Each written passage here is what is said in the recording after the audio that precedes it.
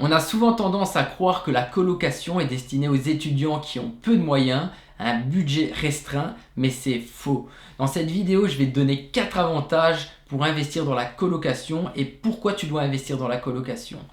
Avant de commencer cette vidéo, n'hésite pas à t'abonner, à lâcher un petit pouce et simplement à activer la cloche des notifications pour les prochaines vidéos. A tout de suite.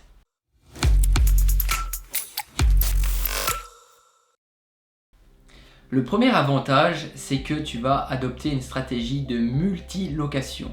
Donc je m'explique, que ce soit un appartement ou une maison classique, eh bien tu vas la louer à plusieurs personnes. Je vais te donner un exemple tout bête. Admettons, tu as une maison traditionnelle, une maison de rangée que tu peux louer entre 750 et 800 euros. Et cette maison donc bénéficie de 4 chambres. Eh bien, tu vas louer par exemple ces chambres de manière individuelle. Si ces chambres tu les loues 400 euros par exemple, eh bien tu fais 400 euros x 4 et tu as 1600 euros de loyer. Donc tu vois bien le bon côté de la chose, c'est que finalement la même maison, eh bien tu vas chercher le double de rentabilité. Donc cette stratégie de multilocation va te permettre donc d'engranger énormément de loyers pour le seul et unique même bien. Le deuxième avantage, eh bien, c'est que finalement tu achètes un seul bien donc qui est moins cher, que ce soit un appartement ou une maison, eh bien ça coûte beaucoup moins cher qu'acheter un lot d'appartements. Donc ici on parle bien de stratégie de multilocation, donc plusieurs unités à louer. Si tu achètes un immeuble où tu as 3 ou 4 appartements, eh bien ça va te coûter bien évidemment beaucoup plus cher. Certes, tu as des unités qui sont totalement dissociées, mais d'un point de vue rentabilité, tu vas aller rechercher plus ou moins la même chose. Donc par exemple, si tu as un bloc de 3 ou 4 appartements, tu vas les louer de manière dissociée 700 euros par exemple par appartement. Ici, pour un seul bien que tu auras payé peut-être 150 000 euros, tu vas aller chercher aussi 4 loyers. Donc si c'est un bloc de 4 appartements, tu l'auras peut-être payé 400 000 euros, tandis que si c'est une maison avec 4 chambres, tu l'auras peut-être payé 150 000 euros. Donc la différence de prix d'achat, donc elle est conséquente et c'est aussi ça qui va te permettre d'enchaîner dans tes futurs investissements. Donc à bien prendre en considération, aussi en fonction des moyens, mais pour commencer l'investissement immobilier, faire de la colocation c'est super intéressant parce que tu vas avoir plus de loyers. Le troisième avantage, c'est qu'il y a de plus en plus de demandes.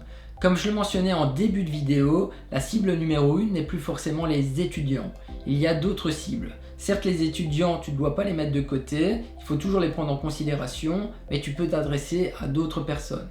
Notamment les jeunes travailleurs, donc, qui entrent dans la vie active, qui n'ont pas forcément le budget pour se payer un loyer plein et s'orientent vers une colocation pour diviser leurs charges.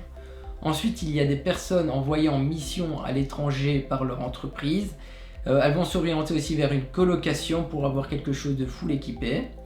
Et troisièmement, il y a les personnes de la tranche d'âge de la 30 à quarantaine, donc qui se séparent ou qui ont un événement dans leur vie qui font qu'elles s'orientent vers une coloc.